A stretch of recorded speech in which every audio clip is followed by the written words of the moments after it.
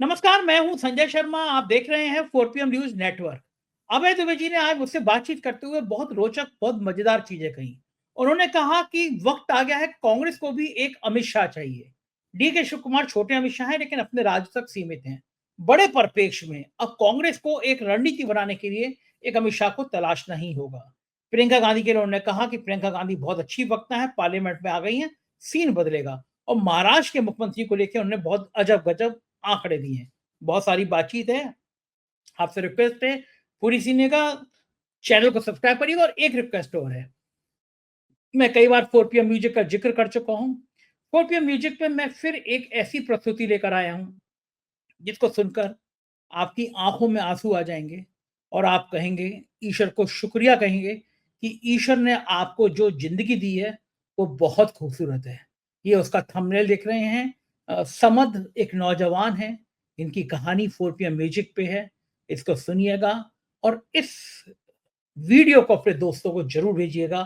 समद को आप ऐसी प्रोत्साहन दे सकते हैं। मेरे मेरे अनुरोध पे वो समद की ये पूरी कहानी, शशि भूषण समद की पूरी कहानी सुनिएगा। देखिएगा हिम्मत किसे कहते हैं, जीवट तक कैसे कहते हैं। 4 PM म्यूजिक को भी सब्सक्राइब करिएगा। चलते हैं अभय दुबे जी के पास। अभय जी, किसी ने नहीं सोचा था कि महाराष्ट्र में ये होगा और झारखंड में भी यही होगा। महाराष्ट्र में सुपर फास्ट ट्रेन की तरह से रिजल्ट आया और झारखंड में भी हेमंत सोरेन का जलवा रहा। मैं बिना किसी और डिटेल्स के मैं आपसे पूछना चाहूंगा कि इन नतीजों पे आपकी क्या राय है। देखिए, ये नतीजे दो बातें साबित करते हैं कि देश में चुनाव जीतने का एक मॉडल बन गया है। जो लोग उस मॉडल को होशियारी से, चालाकी से और सक्षमता के साथ लागू कर पाते हैं, वो चुनाव जीत जाते हैं। और जो लोग इसको लागू करने में गलतियां करते हैं, वो चुनाव हारते हैं। अच्छा, ये बिल्कुल ऐसा सब कई चुनावों का अगर आप विश्लेषण करें तो आपके सामने ये स्पष्ट हो जाएगा। ये मॉडल क्या है? ये मॉडल तीन बातों पर आधारित है। पहली बात तो ये है कि आपको चुनाव लड़ते समय सरकार में होना चाहिए, क्योंकि सरकार में होंगे तभी आप लोगों को रेवड़ी बांट पाएंगे। विपक्ष में होंगे तो आप आश्वासन देंगे, सरकार में होंगे तो लोगों के हाथ में पैसा रख देंगे आप, जैसा कि महाराष्ट्र में हुआ। अगस्त में उन्होंने माझी लाड़की बहन योजना लागू की। अब देखिए, लाड़की क्या 1,500 रुपए महीने देंगे वो एक महिला को, यही तो है ना। 1,500 रुपए महीने का मतलब क्या हुआ? 50 रुपए रोज। तो कोई बहुत बड़ी रकम नहीं है, लेकिन देश में चूंकि गरीबी बहुत है, बड़ी रकम क्या, मामूली रकम है, टुकड़ा है एक। मतलब ये रोटी रोटी एक रोटी भी नहीं है, रोटी का एक टुकड़ा है। और उन्होंने चुनाव आयोग की मदद से, चुनाव आयोग पक्षपाती है अपना, चुनाव आयोग की मदद से उन्होंने चुनाव को पीछे खींचा, ताकि लोगों के हाथ में चुनाव होते होते अगर सितंबर अक्टूबर और बीच में एक दिवाली बोनस करके 3 किस्तें लोगों के हाथ में पहुंच जाए। 94,000 परिवारों को उन्होंने लड़की बहन योजना के तहत पैसा पहुंचाया 3 बार। 94,000 लोगों को पहुंचाया, समझ लो 94,000 परिवारों को पहुंचाया। इससे उनके पक्ष में माहौल बना, जनता की हमदर्दी उमड़ी। एक और बात साहब, जब योजना नई होती है तो जब जो पैसा दे रहा है उसके प्रति व्यक्ति ज्यादा कृतज्ञ होता है कि नई आमदनी शुरू होती है। योजना पुरानी हो जाती है, कृतज्ञता समाप्त हो जाती है, फिर वो वोट नहीं मिलते उसके बदले। जैसे वो उज्ज्वला योजना के बदले भाजपा को वोट नहीं मिलता, शौचालय बनवाने के बदले भाजपा को वोट नहीं मिलता, ये सब चीजों के बदले वोट नहीं मिलता भाजपा को। नई योजना है उसके तहत वोट भाजपा को। यही आप झारखंड में आप देखिए, झारखंड में भी अगस्त में ही हेमंत सोरेन ने मैया योजना लागू की, मैया सम्मान योजना लागू की। वो क्या दे रहे हैं? 1,000 रुपए महीना दे रहे हैं, नहीं 33 रुपए 33 पैसे दे रहे हैं एक दिन के। उनको भी वही लाभ होता हुआ दिखाई पड़ता है जो लाभ यहां होते हुए दिखाई पड़ता है। तो एक तो ये है कि यानी आप सत्ता में हो और ताकि आप रेवड़ी बांट सके, नई नई रेवड़ी बांटे आप। रेवड़ी शब्द बड़ा उपयुक्त है, इसलिए उपयुक्त है कि रेवड़ी से पेट किसी का नहीं भरता, लेकिन मजा आ जाता है थोड़ी देर के लिए। हाँ, मोदी जी ने कहा रेवड़ी बांटना। हाँ, नहीं, वो तो पुरानी, मोदी जी ने बहुत पुरानी बात कही है, कोई नई बात नहीं, पहले भी खाया था रेवड़ियां बांटना, सिन्नी बांटना। हम लोग जिस इलाके गए वहां सिन्नी बांटना कहते हैं, रेवड़ियां बांटना है सिन्नी बांटना कहते हैं। अच्छा, ये एक तो ये है। दूसरा क्या है, एक आप ऐसा नारा दें जिससे आपका जनाधार जो है वो आपके पक्ष में उत्तेजित हो जाए, जोश में आ जाए। बटोगे तो कटोगे। हाँ, महाराष्ट्र में वो नारा भाजपा का कामयाब हुआ, बटोगे तो कटोगे वाला। झारखंड में वो नारा हेमंत सोरेन का कामयाब हुआ कि बीजेपी वाले आदिवासियों को मारते हैं, वहां भाजपा का नारा फ्लॉप हो गया। झारखंड में हेमंत सोरेन सत्ता में भी थे और उन्होंने रेवड़ी भी दी, भाजपा ने केवल आश्वासन दिया, उनके आश्वासन पे किसी ने विश्वास नहीं किया। और जो हेमंत सोरेन का जनाधार था आदिवासी वाला, उसको उन्होंने उत्तेजित कर दिया, अपने पक्ष में गोलबंद कर लिया बड़े पैमाने पर। तीसरा है, आप माइक्रो मैनेजमेंट कीजिए और बड़े पैमाने पर पैसा झोंकिए। महाराष्ट्र में हम जानते हैं करोड़ों करोड़ों रुपए बड़े पैमाने पर झोंके गए, करीब 750 करोड़ रुपए तो शायद पकड़े ही गए हैं, मतलब जो है, और वो ज्यादातर उसमें पैसे भाजपा के और उद्धव शिवसेना के लोगों के पास पकड़े गए। इधर झारखंड में भी हेमंत सोरेन ने अच्छा माइक्रो मैनेजमेंट किया और मेरे ख्याल से उनके पास भी कोई संसाधनों की कमी नहीं थी किसी भी तरह की, वो पूरी तरह संसाधनों से लैस थे और उन्होंने जम के चुनाव लड़ा। मैं ये समझता हूं कि देखिए, ये कोई ऐसा फार्मूला नहीं होता है इसमें 100% हर वक्त 2 धन 2 बराबर 4 की तरह से कामयाब हो जाएगा। आपको अपनी परिस्थितियों के अनुसार उसको कस्टम मेड, टेलर मेड करना पड़ता है उस फार्मूले को। ठीक बात। वहीं आप देखिए, जो कांग्रेस है, कांग्रेस के नेतृत्व वाला जो महाविकास आघाड़ी है, जो आगे था महायुति से, वो उसने बहुत बड़ी गलती ये की कि लोकसभा चुनाव की जो रणनीति थी उसको सोचा कि ऐसा ही कि ऐसा कि विधानसभा में कामयाब हो जाएगी।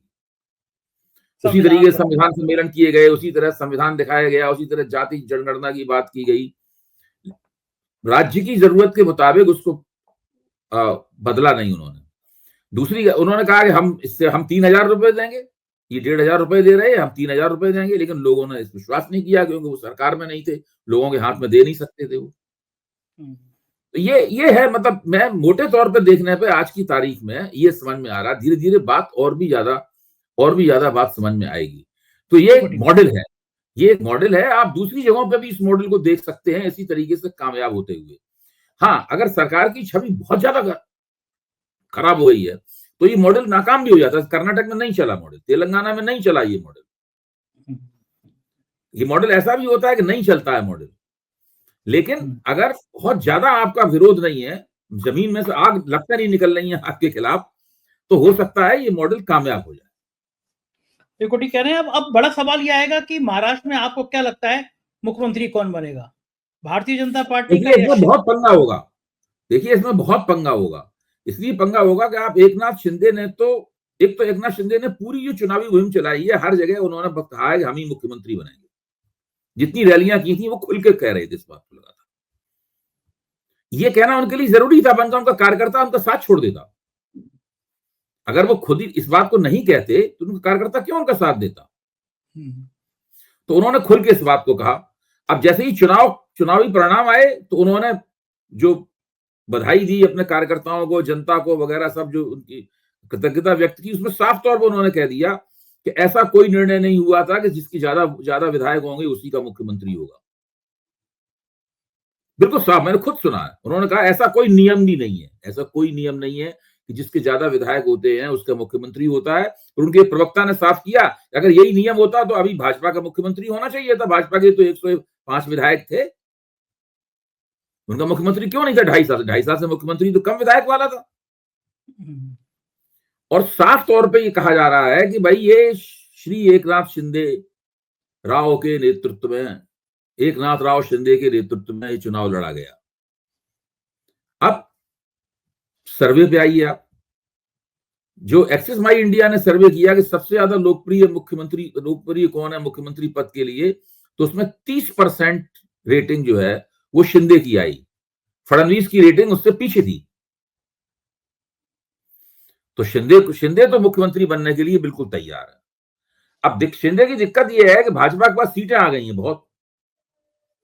भाजपा के पास 133-35 सीटें आ गई हैं, 90% उसका स्ट्राइक रेट है। तो भाजपा को मुख्यमंत्री बनने से रोकना थोड़ा उनके लिए मुश्किल है।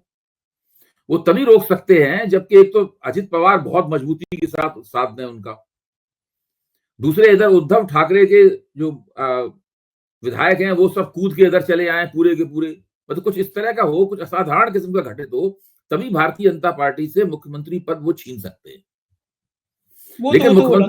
लेकिन मुख्यमंत्री पद पर झंझट बहुत होगा। क्या लग रहा है 3 दिन बचे हैं, 3 दिन के अंदर सब कुछ फैसला होना है? मेरा मानना यह है कि वो भाजपा मुख्यमंत्री बना लेगी, क्योंकि भाजपा इतनी बड़ी, इतनी ताकतवर पार्टी हो गई है, उसे तो केवल 10-11 विधायक चाहिए अपनी अकेले बहुमत प्राप्त करने के लिए। फिर से उद्धव ठाकरे के विधायकों में इधर आ जाएंगे नहीं, तो अभी निर्दलीय जीते हैं, वो आ जाएंगे।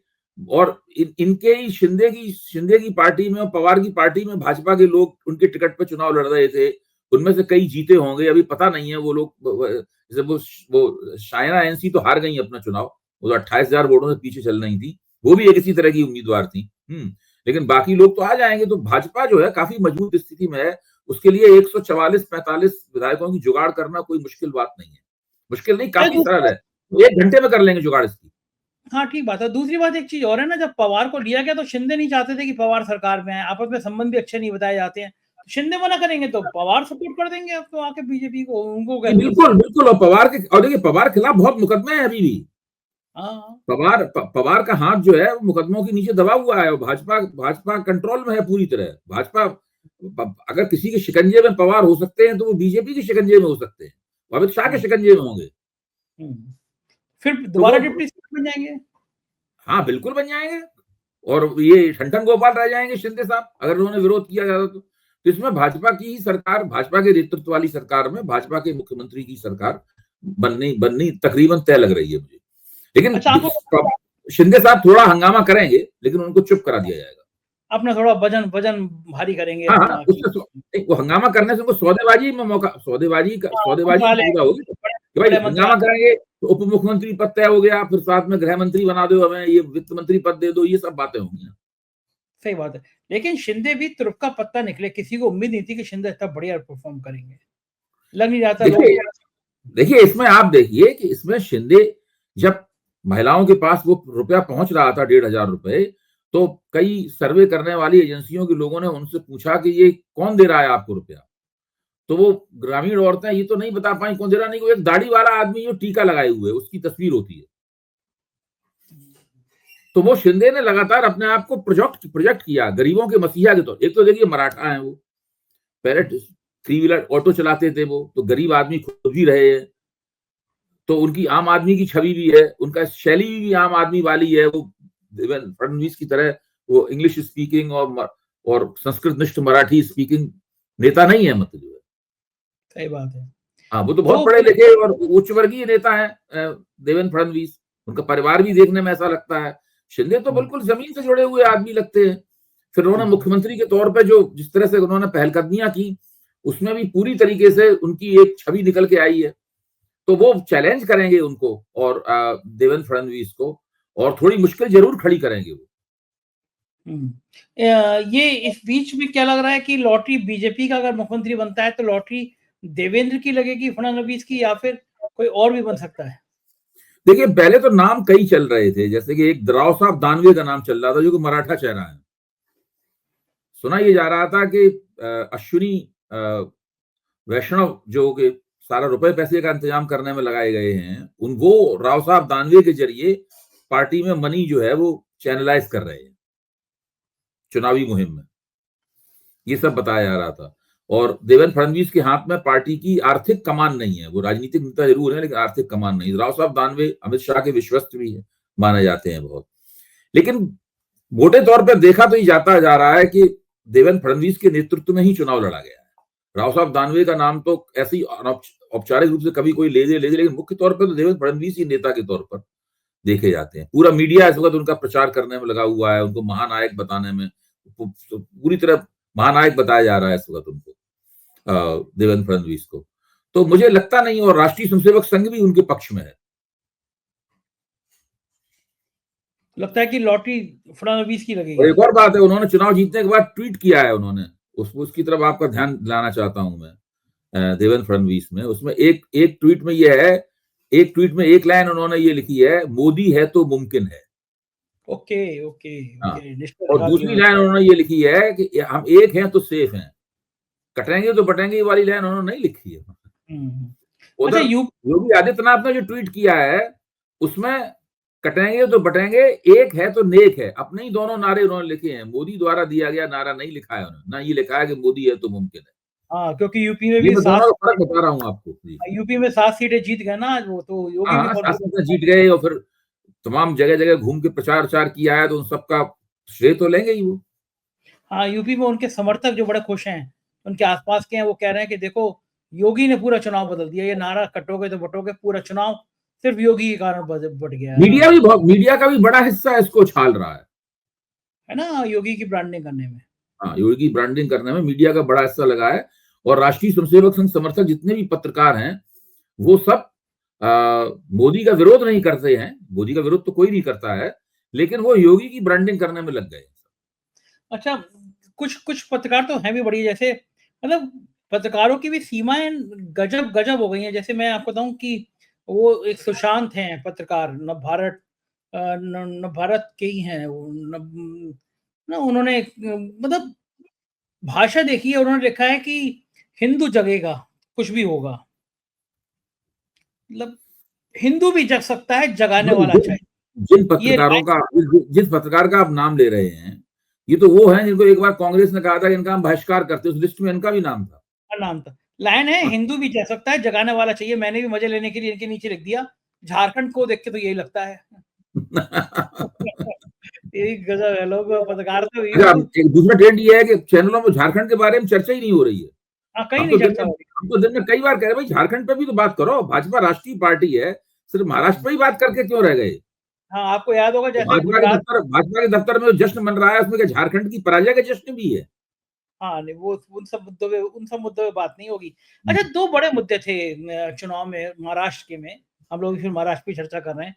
एक था कि गुजरात बनाम महाराष्ट्र और दूसरा था अडानी। 2 बड़े मुद्दे थे जो राहुल गांधी ने लगातार उठाए और लग रहा था कि ये गुजरात बनाम महाराष्ट्र का मुद्दा भी और अडानी वाला मुद्दा भी महाराष्ट्र में काम करेगा, क्योंकि लगातार इस पे हमले हो रहे थे। ये मुद्दा भी काम नहीं किया क्या? देखिए, मुद्दों के काम करने के लिए जरूरी होता है कि आपके पक्ष में थोड़ा-सा जमीन बनी हुई हो। आप अपने पक्ष में जमीन बनाने में कामयाब नहीं हुए ना, आप लोकसभा का हथकंडा इस्तेमाल करते रहे। आपको अपने हथकंडे का नवीकरण करना चाहिए था। जो चीज लोकसभा के चुनाव में चली है, जरूरी नहीं कि विधानसभा के चुनाव में चलेगी। एक बार तो लोगों ने आपको सवाल पे वोट दे दिया ना। ठीक बात है। अच्छा, आपके हिसाब से महाविकास अघाड़ी से सबसे बड़ी चूक केवल यही हुई कि वो अपने आप को रीडिजाइन नहीं कर पाया, कोई और भी बड़ी चूक हुई? बहुत बड़ी चूक है, अपने आप को रीडिजाइन नहीं कर पाए वो, ये बहुत बड़ी चूक है। रैलियां भी कम करी। दूसरे आप देखिए ना कि उसमें क्या है कि इसमें महाविकास अघाड़ी में तीनों दल जो है ना, वो थोड़े बहुत फर्क के साथ बराबर स्थिति में है। जिस तरह टिकटों का बंटवारा उन्होंने आपस में किया, बराबर स्थिति में थी तीनों दल। जबकि वहां देखिए आप, महायुति में भाजपा ने कहा कि हम सबसे बड़े दल रहेंगे, हम 148 सीटों पर चुनाव लड़ेंगे, आपको हमारा मातहत रहना पड़ेगा। वहां भाजपा की लीडरशिप पूरी तरह से स्थापित हो रही है। मतलब यहाँ कांग्रेस की लीडरशिप उस तरह स्थापित भी नहीं हो रही है। अच्छा, जो पिछले दिनों में चुनाव हुए हैं, चाहे जम्मू कश्मीर में ले लीजिए, वहां भी रीजनल पार्टी उमर अब्दुल्ला है, हेमंत सोरेन के देख लीजिए कांग्रेस सेकंड में, तो क्या ये समय आया कि कांग्रेस को थोड़ा पीछे हटके अब रीजनल पार्टी को और स्पेस देना पड़ेगा? देखिए, इसमें ये बात नहीं अभी कही जा सकती। ये अक्सर कहा जाता है कि बीजेपी को रीजनल पार्टी के मुकाबले चुनाव जीतने में दिक्कत होती है, लेकिन कांग्रेस के मुकाबले वो आसानी से चुनाव जीत लेती है। लेकिन कांग्रेस ने भी बीजेपी को कई चुनाव हराए हैं। कांग्रेस ने तेलंगाना में बीजेपी को नहीं जीतने दिया, कांग्रेस ने कर्नाटक का चुनाव जीता, कांग्रेस ने हिमाचल प्रदेश का चुनाव जीता। ये तो बिल्कुल ताजे उदाहरण है आपके सामने। तो ऐसा नहीं है, सवाल यह है कि कोई नियम नहीं है। सवाल यह है कि आपके पास एक तो आप रणनीति अच्छी बनाइए अपनी, उसमें जरा अकल लगाइए थोड़ी, ऐसा नहीं हो और फटाफट निर्णय लीजिए। समय नहीं होता है बहुत ज्यादा। भाजपा में खूबी है, भाजपा को अगर अपने विरोधी की रणनीति अच्छी लग रही है तो भाजपा उसको तुरंत हड़प लेती है और मेड इन भाजपा कह के लागू कर देती है उसको। तो भाई ये सब हाँ तुरंत लागू करते, उनके पास बहुत फटाफट निर्णय लेते हैं वो। इस मामले में वो ज्यादा होशियार हैं। ऐसी बात भी नहीं है कांग्रेस बहुत गरीब पार्टी हो, उसके पास संसाधन नहीं है। जिस तरह आप देखिए, भाजपा के पत्रकारों की दुनिया है, भाजपा उस पत्रकारों की दुनिया को बहुत अच्छे तरीके से कल्टीवेट करती है, बहुत अच्छे तरीके से पटा के रखती है उनको अपने साथ, उनके सुख दुख का ख्याल रखती है, उनके हितों का ख्याल रखती है। कांग्रेसी इस मामले में अहंकारी और कंजूस हैं, मैं साफ कहता हूं। बिल्कुल ठीक बात है। हाँ, इंटरव्यू तक लोकसभा का चुनाव उसके मैं अच्छा प्रदर्शन करने के बाद में मेरे पास कांग्रेस के एक रणनीतिकार आए, उन्होंने पूछा अब हमें क्या करना चाहिए, क्या करना चाहिए। तो हमने बताया कि जो मेरी समझ में आया उस वक्त आईएसी में बैठक हुई, मैंने बताया ये करना चाहिए। तो उन्होंने ठीक है, इन बातों पे हम लोग तब विचार करेंगे जब प्रियंका जी वायनाड से चुनाव जीत जाएंगी। हम नहीं, तब तक तो जमीन आपके पैरों के तले निकल जाएगी। वही हुआ, वो आज वायनाड से चुनाव जीती, अब तक कांग्रेस 2 बड़े चुनाव हार चुकी है। एग्जैक्टली वही हुआ जो मैंने कहा था। बिल्कुल।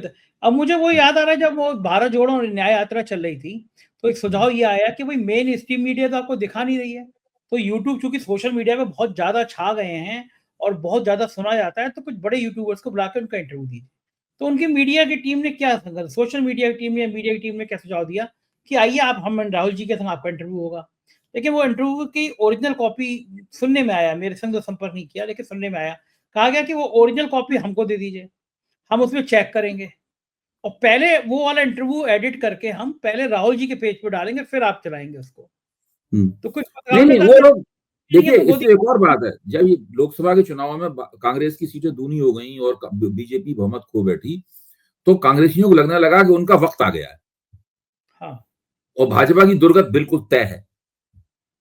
अब भाजपा सिलसिलेवार चुनाव हारती चली जाएगी, हम जीतते चले जाएंगे, हमारा ग्राफ बढ़ता चला जाएगा, भाजपा का गिरता चला जाएगा। शुरू शुरू में लगा भी कुछ ऐसा, लेकिन आपने वही देखी, मैंने कहा नहीं, जब तक प्रियंका गांधी वायनाड से जीतेंगी तब तक तो आपके पैरों से जमीन भाजपा खिसका देगी, और खिसका दी उसने। खिसका दी, हरियाणा बिल्कुल लगी लगाई थाली निकल गई, महाराष्ट्र निकल गया, बड़ा राज कांग्रेस के अंदर स्ट्रेटेजिक डेफिसिट बहुत है, ये शब्द मैंने इस्तेमाल किया और कोई इस्तेमाल नहीं कर रहा है। रणनीतिक टोटा है कांग्रेस के पास बहुत ज्यादा। कैसे ठीक हो सकती है कांग्रेस, कैसे ठीक कर सकती है इस रणनीतिक टोटे? अरे भाई, आप कहें मैं अपना वेट गिराना चाहता हूं, तो आप दूसरा कोई आपके बिहाफ पे कसरत करके थोड़ी ना वेट गिरा सकता है आपका। सही बात है। मैं कहूंगा भाई मैं स्लिम होना चाहता हूं, तो मैं किसी नौकर को रख लूंगा, तुम मेरे लिए मेरे बिहाफ पे एक्सरसाइज करो, डाइटिंग तुम करोगे, कसरत तुम करोगे, तो वेट हमारा थोड़ी ना गिराएगा, उसी का गिर जाएगा वेट। ये तो कांग्रेस को ही करना पड़ेगा अपना। हाँ, खुद ही प्लान करना पड़ेगा, खुद ही। अरे भाई कमाल है, कोई मतलब नहीं है। बीजेपी का मैं देखता हूँ, जो बीजेपी समर्थक पत्रकार होते हैं, बीजेपी के छोटे नेता से बड़े नेता उनको फोन करते हैं कि आप वहां जाएंगे, कवरेज करेंगे, रहने की व्यवस्था करा देंगे। आप मत सुनिए, मैं बीजेपी की आलोचना करता हूँ, सब लोग जानते हैं, हर बीजेपी वाला भी जानता है। अगर कहीं एक फंक्शन में कांग्रेसी नेता मिल जाए और बीजेपी के नेता मिल जाए, और तो बीजेपी के नेता ज्यादा गर्मजोशी से मिलते हैं। हाँ बिल्कुल ठीक कह रहे हैं, एकदम ठीक कह रहे हैं। कांग्रेसी नेता तो मुंह सुजाए हुए कुर्सी में बैठा हुआ, उठ ही नहीं रहा है, हाथ भी नहीं मिला रहा ठीक से। हाँ बिल्कुल सही कह रहे हैं। एयरपोर्ट पे कांग्रेस, अभी एक एयरपोर्ट पे, मैं नाम नहीं लूंगा उनका, अभी मैं जब लखनऊ जा रहा था तो एयरपोर्ट पे मुझे कांग्रेसी नेता पड़ गए, बहुत बड़े उत्तर प्रदेश के नेता है, कभी आपको व्यक्तिगत रूप से बता दूंगा। तो जब मैंने उनकी तरफ देखा तो दूसरी तरफ मुंह करके देखने लगे। मैं उठ के गया, मैं उनसे हाथ मिलाया, वो मुंबई से आ रहे थे, तो मैंने उनसे पूछा क्या हाल है मुंबई का, तो कुछ उन्होंने बुदबुदाते हुए कुछ बातें कही जो मैंने सुनने में मुझे दिक्कत हुई। फिर वो, मतलब मुझे लगा नहीं कि इनको बहुत मुझसे बात करने में दिलचस्पी है। बताइए, ठीक है भाई, हम कोई पैसे मांगने तो गए नहीं थे उनके पास। हाँ ठीक बात है। और ये हाल मतलब है मीडिया का, सोशल मीडिया का कोई संपर्क नहीं करेगा, अभी कोई बात नहीं करेगा। किसी ने कहो तो मतलब ये सब चीजें कांग्रेस को खैर देखनी पड़ेगी, लेकिन उनका मन है वो देखें नहीं देखें। इस चुनाव का, महाराष्ट्र के चुनाव का खास तौर से दिल्ली के चुनाव पे क्या असर पड़ेगा? कोई असर नहीं पड़ेगा। दिल्ली का चुनाव अलग बिल्कुल चुनाव है। किसी, देखिए महाराष्ट्र का चुनाव, मैंने कहा ना, महाराष्ट्र का चुनाव और झारखंड का चुनाव बिल्कुल अलग अलग है, अलग अलग परिणाम आए बिल्कुल एकदम। भाजपा वहां कामयाब है, यहाँ फ्लॉप है। इसलिए दिल्ली का चुनाव बिल्कुल अलग चुनाव है। भारत में कोई चीज जुड़ी हुई नहीं है। इसी तरह मैं कहता हूं, भाजपा कितने भी विधानसभा चुनाव जीत जाए, वो लोकसभा चुनाव में अपने खिलाफ एंटी इनकम्बेंसी नहीं रोक सकती। सही बात है, लोकसभा में तो वो अलग होगी भाई। इस पिछले लोकसभा चुनाव से पहले 3 शानदार चुनाव जीते थे ना भाजपा ने। कांग्रेस से दो बड़ी स्टेट छीन ली थी, छत्तीसगढ़ और राजस्थान। देखो लोकसभा चुनाव में भाजपा की हुलिया खराब हो गई। हाँ ठीक बात है। अच्छा, एक आखिरी सवाल। प्रियंका गांधी ने इतिहास रच किया और आ गई वो पार्लियामेंट में, अब क्या सीन होगा? पार्लियामेंट का सत्र शुरू हो रहा है भाई। प्रियंका गांधी अच्छी वक्ता हैं, वो पार्लियामेंट में बीजेपी के लिए मुश्किलें पैदा कर सकती हैं, तथ्यों और आंकड़ों के साथ में उनके पास हाजिर जवाबी है। तो इस सब के जरिए अच्छी हिंदी बोलती हैं, प्रभावशाली वक्ता हैं, तो वो एक अच्छी सांसद के रूप में विकसित हो सकती हैं। लेकिन मैं प्रियंका गांधी से बहुत अच्छे रणनीतिकार बनने की उम्मीद नहीं करता। उन्होंने आज तक ऐसा कोई भी प्रमाण नहीं दिया, इससे लगा कि वो बहुत अच्छी रणनीतिकार हैं। वो कांग्रेस की अमित शाह नहीं बन सकती। कांग्रेस को तो अमित शाह की जरूरत है। आप अगर बन सकते हो अमित शाह तो बन जाइए कांग्रेस के अमित शाह। मैं ये कह रहा हूं कि हाँ, प्रियंका गांधी कांग्रेस को दरअसल अमित शाह की जरूरत है। एक अमित शाह कांग्रेस को मिल जाए ना तो वो सब ठीक हो जाएगा कांग्रेस का। मिल कैसे जाए? फिर वही बात, एक्सरसाइज तो खुद ही करनी पड़ेगी। वो मैं कह रहा हूँ एक्सरसाइज खुद ही करनी पड़ेगी, डाइटिंग भी खुद करनी पड़ेगी। डाइटिंग खुद करनी पड़ेगी। अच्छा, मतलब आखिरी सवाल, पूरे चुनाव में डीके शिव कुमार है, वो उनका क्षेत्रीय अमित शाह है। वो क्षेत्रीय कर्नाटक में बीजेपी कितनी ताकतवर है, सारे उपचुनाव जीत लिए कांग्रेस ने वहां पे। हाँ, वो आदमी है, कैंडिडेट आदमी है। अब ममता बनर्जी खुद अपनी अमित शाह है। हाँ, वो जीत गई सब चुनाव। ममता बनर्जी ने सबको, कांग्रेस को बिल्कुल, बीजेपी को बिल्कुल साफ कर दिया वहां पे पश्चिम बंगाल में। सब जीत गए सारे चुनाव। अच्छा, एक आखिरी सवाल, मैं फिर आखिरी सवाल पे आ जाता हूँ, बार-बार आखिरी सवाल कहता हूँ। पूरे चुनाव में आपने स्मृति ईरानी को कहीं देखा? मैंने नहीं देखा। नहीं, कुछ प्रकट हुई थी स्मृति ईरानी, लेकिन वो शायद दिल्ली में प्रकट हुई थी या यूपी में कहीं प्रकट हुई थी, लेकिन चुनाव में कहीं नहीं दिखाई पड़ी। वो भी गायब हो गई, वरना तो हर चुनाव में छाई रहती थी वो। नहीं, वो तो देखिए, ये सब हर आदमी की गोट पिट जाती है एक बार। राजनीति में भी बहुत तेजी से परिवर्तन हो रहे हैं। आप देखिए, यूट्यूब की दुनिया, सब चीजें बहुत तेजी से बदल रही हैं। अगर आप उस बदलती हुई दुनिया के साथ आप नहीं रहेंगे तो आपकी गोट पिट जाएगी, आप बैठे रह जाएंगे, ठंडन गोपाल हो जाएंगे। सही बात है। दुनिया में कल मैंने आपको डाटा भेजा ही था आपके शो का। देखा आपने कितना दुनिया के किन-किन देशों में देखा जा रहा था वो। मैं भी जब निकला, मैं भी सब चीजें इतनी तेजी से बदल रही हैं, कभी सिर भी चकरा जाता है कि हम इस बदलाव के साथ अपने आप को रख पाएंगे या नहीं रख पाएंगे। लेकिन कोशिश सबको करते रहना चाहिए। अगर आप बुद्धिमान हैं, तत्पर हैं, आपका दिमाग तेज है और आप मेहनत करना जानते हैं तो आप रह सकते हैं इस दौड़ में। बिल्कुल सही बात है। बहुत शुक्रिया अभय जी, आप इतना मेहनत करके आए और फिर मैं आपसे बैठ गया। बहुत शुक्रिया, थैंक यू। तो ये थे अभय दुबे जी, पूरी बातचीत सुनी। मुझे यकीन है कि आपको ये बातचीत पसंद आई होगी। अपनी राय से अवगत कराइएगा। शुक्रिया, थैंक यू।